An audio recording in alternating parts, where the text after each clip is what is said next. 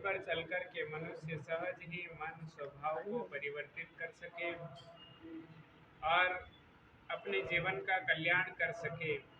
इस निमित्त महात्मा लोगों ने भक्ति के अनेक प्रकार के सूत्र बताए हैं। कई तरह के कार्य, कई तरह की पुण्य क्षेत्र से चल करके इस भक्ति क्षेत्र की ओर महात्मा लोग समय और समय की गति को पहचान करके और जीव की अवस्था देख करके तरह तरह के भक्ति सूत्र महात्माओं ने बताए हैं। प्रतिदिन भगवान की भक्ति करो, प्रतिदिन ना हो तो कोई एक दिन समय निकाल करके एक दिन के अंतराल में परमात्मा की भक्ति करो। उसमें भी ना कर सको तो एक पखवाड़े 15 दिन में एक बार परमात्मा का स्मरण करो, भगवान का स्मरण करो। इसलिए उन्होंने पुण्यमयी तिथियां बताई हैं। भारत की संस्कृति में अनेक प्रकार के पूजन और पूजनीय वस्तुएं हैं, तरह तरह के, ताकि लोग धर्म से जुड़े रहे और धार्मिकता और सम्मान उनके प्रति बना रहे, संरक्षण बना रहे। इसलिए प्रत्येक वस्तु को पूजनीय माना गया है। उसी में एक तिथि जो सर्वश्रेष्ठ पुण्यदायी और भगवान की भक्ति करने का एक दिन माना गया है कि भाई रोज ना मिले समय तो आप 15 दिन में एक दिन परमात्मा की भक्ति करो। एक दिन समय निकाल करके भगवान की सेवा, भगवान की साधना, भगवान के गुणानुवाद करो और जितना हो सके प्रत्येक बुराइयों से बचने का प्रयास किया जाए।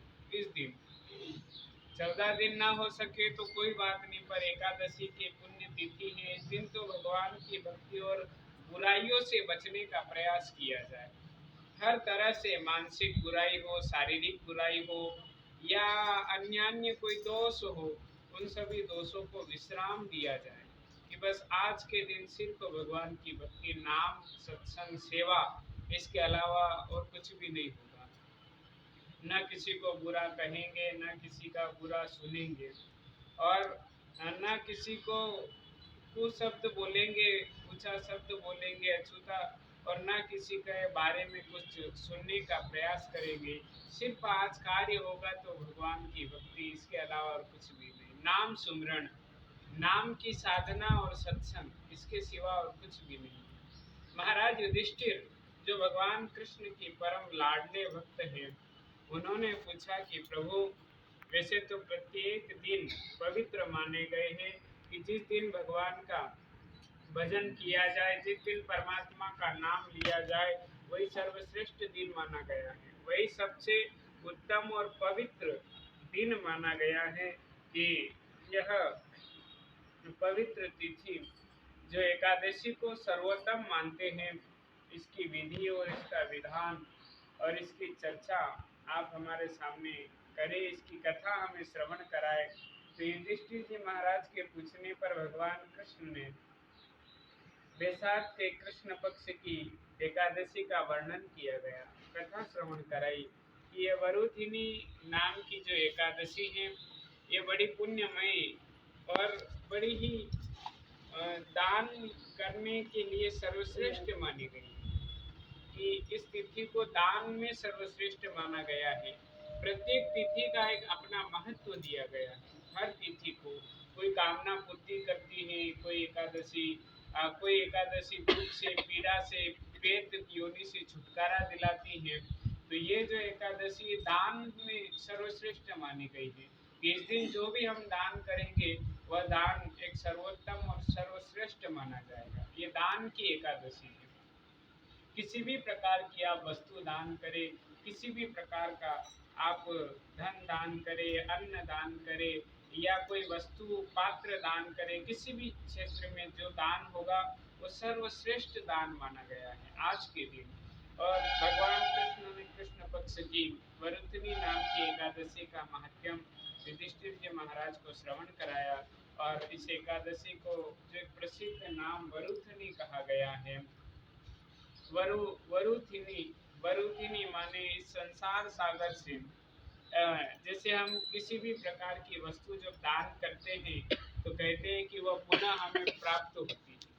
फिर जहाँ हम जाते हैं, जिस लोक में जाते हैं, उस लोक में शरीर चाहे मनुष्य का मिले या अन्य अन्य पशु पक्षी भी हम बने, तो भी हमें उन चीज़ों की पुनः प्राप्ति हो जाती है। कई बार हम देखते हैं कि कई गायें बेचारी रोड पे घूमती और कई गायों के ऐसो आराम, पंखे, ऐसी बड़ा खाने पीने का बड़ी उनकी सेवा चाकरी होती है।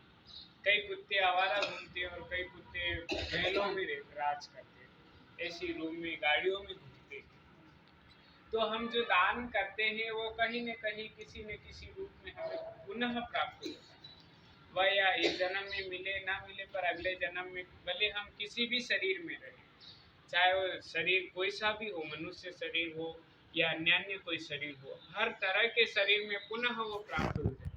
वरुथिनी का अर्थ है कि दान जो हमने किया है वो पुनः हमें मिले, पुनः प्राप्त होता है। तो यह जो एकादशी है, इस दिन दान का महत्व दिया गया है कि जो हम वस्तु दान करेंगे वह पुनः हमें प्राप्त हो जाएगी। और इस दिन अगर दान किया जाएगा तो बढ़ चढ़ करके हमें पुनः, हमने जैसे उदाहरण के लिए कोई छोटी सी वस्तु पात्र दान किया तो वह पात्र के रूप में बढ़ चढ़ करके हमें पुनः प्राप्त हो जाएगी। धन के रूप में दान किया तो धन बढ़ करके हमें प्राप्त होगा। अन्न के रूप में दान किया तो अन्न बढ़ चढ़ करके हमें पुनः प्राप्त होगा। किसी भी रूप में हो, कोई ला करके घर में नहीं रखेगा, जो मेहनत करेंगे उसमें बढ़ोतरी होगी और उसी में हम बढ़ चढ़ करके हमें वह चीज़ें प्राप्त होगी।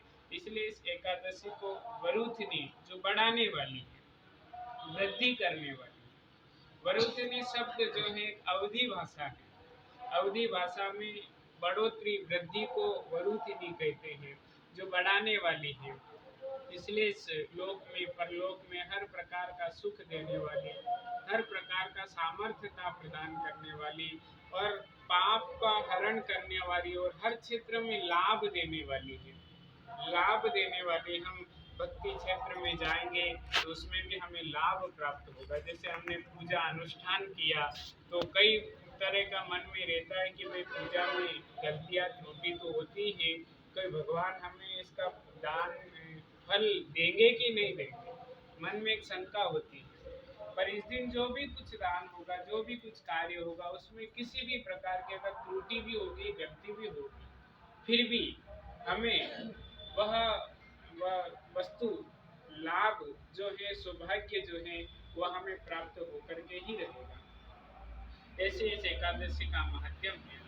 और इस एकादशी का व्रत करके बड़े बड़े सम्राट, बड़े बड़े राजा इस स्वर्ग को प्राप्त हुए, और जो पापी थे और जो कभी भगवान की भक्ति नहीं करते थे, वह भी इस एकादशी का व्रत करके इस संसार सागर से पार होकर के और कई हजार वर्ष की तपस्या करना और आज का उपवास, दान, पुण्य करना बराबर माना गया है कि आप हजारों सालों तक, 10,000 साल, 1,000 साल की तपस्या करो और इस एकादशी का अनुष्ठान करो, व्रत करो, बराबर है साहब। इतना महत्व इस एकादशी की कथा का माना गया है।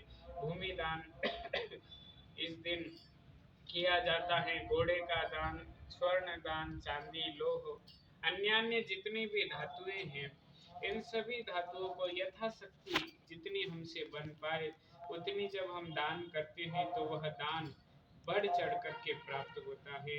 कि हम अन्य दिनों में भले सोना दान करें और आज के दिनों में एक थोड़ा सा अन्न दान करें, बराबर माना गया है। अन्य दिनों में भूमि दान करे, भूमि का टुकड़ा दान करे, और आज के दिनों में कुछ अल्प धन दान करे तो उस भूमि के बराबर उस अल्प धन की लाभ हमें प्राप्त होता है।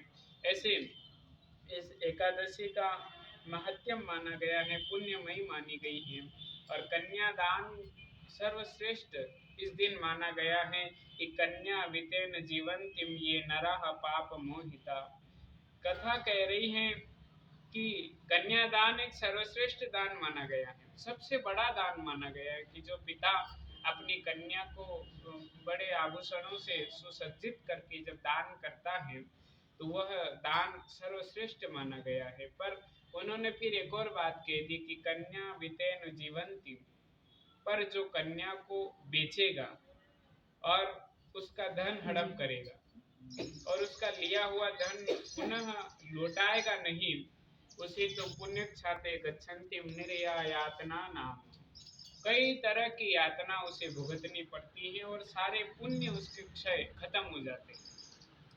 जो कन्या का धन लेता है, जो कन्या का धन हड़प करता है और जो कन्या को बेचता है उसका इतना बड़ा पाप है कि उस पाप की से उसके सारे पुण्य नष्ट हो जाते हैं। इतना जघन्य अपराध माना गया है किसी कन्या को दुख देना और किसी कन्या का हरण करना और धन हरण करना।